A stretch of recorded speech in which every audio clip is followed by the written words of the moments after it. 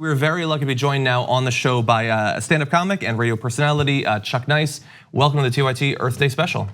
Hey guys, how are you? We're doing okay. Very glad to have you here. It's been a long time since I've seen either one of you, John. We did a panel together in New York. At YouTube in New York, and Cenk was with you on the air a couple of times, so it's nice to see both of you. And I'm really enjoying the little feed that I see here on the side that comes up while you guys are talking. It's like a show within the show. It's pretty entertaining. And let me just say that my wind does cause cancer. I just want to get that out of the way. Let people know my wind causes cancer. So look, I'm gonna take full responsibility for that. But as I read the feed there, let me just say this. I don't like to preach about climate change. I don't like to pontificate, because I think that a lot of times what happens is people try to make climate an identity, or they try to attach it to their identity or to their politics. And here's the thing, that is not the case. Climate change, which I don't call it that anymore. I call it human-caused climate chaos, which tells you exactly what it is. Human-caused climate chaos. What we are now seeing, and by the way, the science has now gotten to a place where we can back up not individual specific events, but what we can now say from, and I say we, like I'm a climatologist, but many of the scientists that I am working with are now able to say that, yes, the intensities of these storms are indeed due to human-caused carbon emissions. Yes, the amount and frequency of storms that we are seeing, the wildfires, we can now have scientific links that show us that these things are happening because of human activity with respect to how we are changing the climate. So I just want to say that, when I look at the feeds here, please don't make this a Republican, a left, a right, a progressive. It really isn't. It's science, and the mitigation of climate does nothing but good for everyone. That's all there is to it. It does nothing but good for everyone, unless, of course, you're talking about somebody who digs fossil fuel out of the ground and burn it, because we can't do that.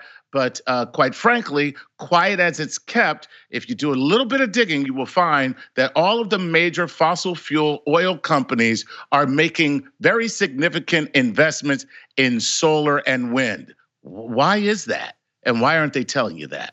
That's all. That's my opening salvo, guys. Yeah, my guess as to why they're not telling you that is because they don't want you to find out they're causing cancer. It could be a PR nightmare. Yeah, and I like your reference to your wind energy. I can see Trump now. I knew it was you. I knew it was you. It was Chuck Nice all along. Yeah, because whoever smelt it, dealt it. So, wow. I did not expect this special to go in this direction so soon. Chuck, you mentioned the panel that we were on in New York, where we were talking with scientists about a lot of different issues having to do with the environment. And you actually, you're on Star Talk all the time, Neil deGrasse Tyson, other scientists. You hang out with scientists a lot, probably a lot more than I do. Their public statements are obviously always, they're very calm, very down on the level. But when you talk to them about these issues and about the future, about Earth days that haven't come yet, how do they feel in private? Like, do they express significant fear about the direction we're going in? So I will say two things, and there's two overwhelming sensibilities that I pick up in the scientists today. And let me just preface this by putting in a plug for something that I'm doing. I'm putting together the first digital global youth climate summit that will happen digitally, hopefully on YouTube, where I'm bringing together scientists, YouTube creators, and celebrities. And the entire thing is like this huge awareness campaign. And that's about as far as I can go into it. But it's something that's never been done before, and the idea is to get people to take responsibility for this issue, because truthfully, this is not an issue that that lives in the chambers and halls of Congress and legislation. This is an issue that lives with each and every one of us on a daily basis, and we are all responsible for the issue. And so what we have to do is actually take responsibility for that and figure out what are the things that we can do individually that will collectively diminish our carbon footprint. And the way I explain that to people is, yes, you doing one thing may not seem like anything, but 150 million yous, 250 million yous doing that same thing will make a huge difference. And since this is a global issue, when every global citizen takes action, then what we end up with is global results. And that's kind of what we're focused on. Now, back to your question, since to get away from my little plug, most scientists are looking at this issue as like a coin. On the one side, they say, yes, there are some really significant challenges that we must address. There are things that we must do immediately. There are things that we must do for the long term, but and they are in some respects grave. But then, surprisingly, when I speak to guys like Gavin Schmidt at Goddard and Andy Revkin, who is probably the foremost journalist on this in this area, and Kate Marvel, who is another very accomplished climatologist, Radley Horton, who does climate modeling, these guys actually say that they're encouraged, that they are optimistic that that we will make the changes necessary in order to answer these problems. I think it comes down to giving people a prescription, and that's what I want to do with millennials. And the project that we're doing is give people a prescription. It's not just doom and gloom, because when you give people doom and gloom, they go, "Let's eat, drink, and be merry, for tomorrow we die." No. What if I said to you, "Look, here are 5 things you can do. And in those 5 things, we want you to incorporate them into your life one thing at a time. And then once you've been doing it, you pledge, okay, now I'm going to do number 2. That's a really simple way to approach this problem.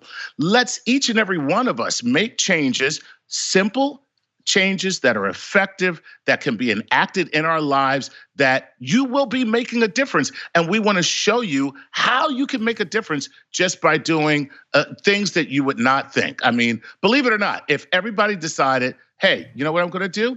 I'm going to mitigate the amount of meat I eat. I'm not going to stop eating meat. I love burgers, okay? I'm American. I'm going to love burgers, okay? That's all there is to it. I'm going to eat my burgers. I eat my burgers in a red, white, blue bun. Great.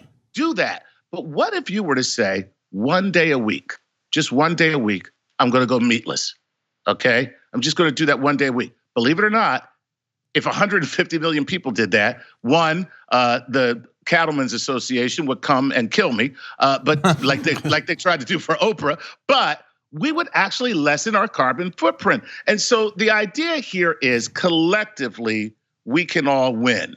The other idea here is, as we switch to green energy and a green economy, and we are going to do that, people, because we have to, and because it's the economy that actually will make us the most return. It'll give us the greatest return on investment. Okay, that's why it's going to happen, whether you want it to happen or not. And that's why I say this isn't a political thing, because it's going to happen, because there's too much money there for people, because the engineers have made it so that it can actually, if we actually scale up, it's going to be cheaper and more profitable. Okay, so as we switch to a green economy, there's money to be made. There's jobs to be had. Every single thing that you do to mitigate humankind's carbon footprint benefits you. And that's the message we have to get out to people. Not the one of like, hey man, there's a polar bear and the polar bear doesn't have any place to live now. I don't give a damn about a polar bear. I ain't never, when am I ever gonna see a polar bear? Let's be honest. People don't care. But you know what I do care about?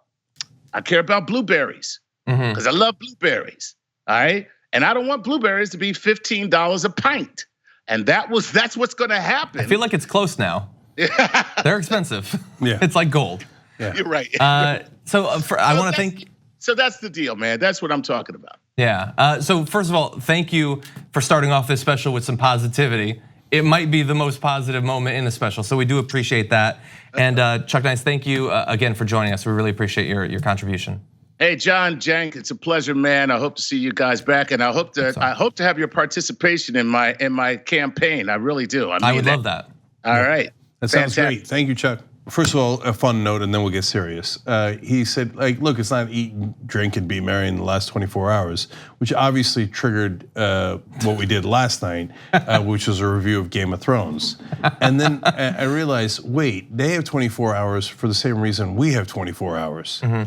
Climate change. Exactly. Winter is coming. Yeah, and but it's in reverse, and we have the same issue that they do, is a song of fire and ice. Yeah, and Cersei is a climate denier trying to hold on to political power, and she's blonde, and that's why George R.R. Martin made the Lannisters blonde decades ago. Most people don't know that.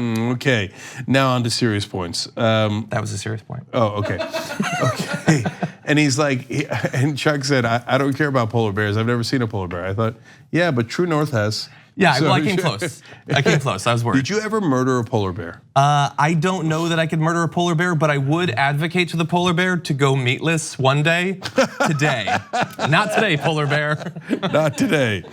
No, I'm kidding around. But if you saw True North, John's documentary about going up to the Arctic, they did have to be prepared because the polar bears are no joke. Oh yeah, no, we did weapons training and stuff like that. Yeah, well, but most of the killing is unfortunately, of course, as usual, going in reverse. Yes, it's man-made climate change that's killing all the polar bears. And so, anyway, look, Chuck and I started by talking about how this isn't about Republicans and Democrats, and it's a good thing to say. And among millennial voters, he's absolutely right. And now Gen Z voters. I think it's Z. Yeah, and some of them are voters and some of them are not yet voters. The opinions have shifted, and even for Republicans that are millennials or Gen Z, they believe in climate change and they believe that it's man-made. On the other hand, the Republican politicians are the bane of our existence for the whole planet, and at the national level, they are definitively blocking any progress. So that's just the reality, and so it might be inconvenient, but it's true. And what's going to be super interesting is between 2020 and 2022, if a progressive president wins, and the Republicans go, I don't care how big your mandate was, I don't care if you won 40 states, I don't care if you have the House now by 58 people, I don't care.